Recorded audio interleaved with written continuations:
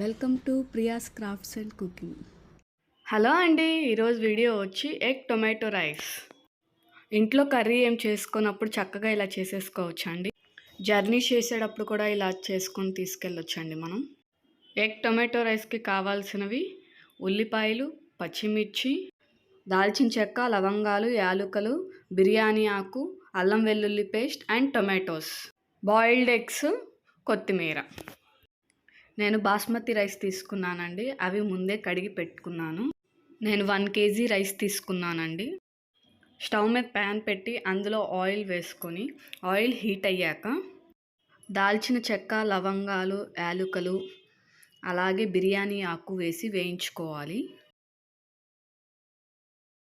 ఇవి వేగాక అందులో ఉల్లిపాయలు, పచ్చిమిర్చి ముక్కలను వేసుకొని కొంచెం ఉప్పు, పసుపు వేసుకొని వేయించుకోవాలి.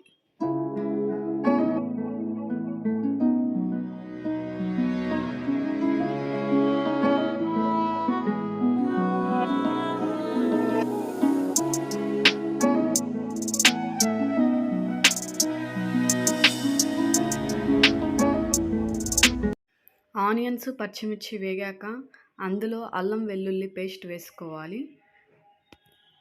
1 kg రైస్కి 2.5 స్పూన్స్ అల్లం వెల్లుల్లి పేస్ట్ పడుతుందండి.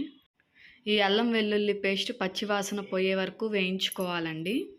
అల్లం వెల్లుల్లి పేస్ట్ కూడా వేగాక అందులో టమాటాస్ వేసుకొని వేయించుకోవాలి.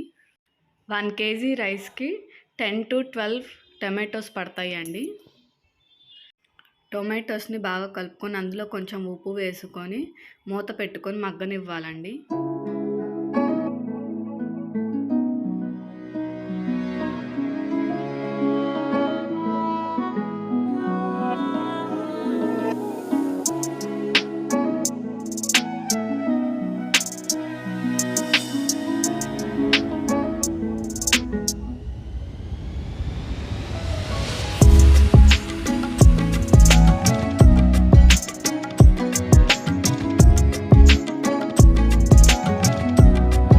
టొమాటోస్ చక్కగా ఉడికిపోయాయండి.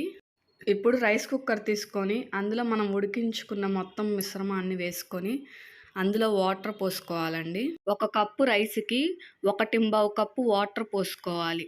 ఇందులో కొంచెం సాల్ట్ వేసుకొని కలుపుకోవాలండి బాగా.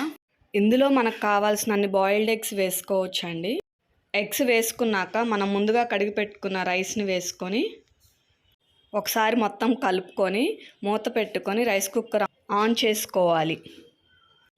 ఇలా రైస్ కుక్కర్లో కాకుండా మామూలుగా పాన్లో కూడా చేసుకోవచ్చండి మనం. నేను ఎక్కువ క్వాంటిటీ ఉందని రైస్ కుక్కర్లో చేశానండి. పాన్లో అయితే వాటర్ మరిగాక మనం ఎగ్స్, రైస్ వేసుకోవాలండి. కుక్కర్ వామ్ బటన్ మీదకి వచ్చాక ఒకసారి ఓపెన్ చేసి చూడాలండి. పర్ఫెక్ట్గా కుక్ అయిపోయిందండి రైస్. చూడండి ఒకసారి. దీనిపైన కొత్తిమీర చల్లుకోవాలండి.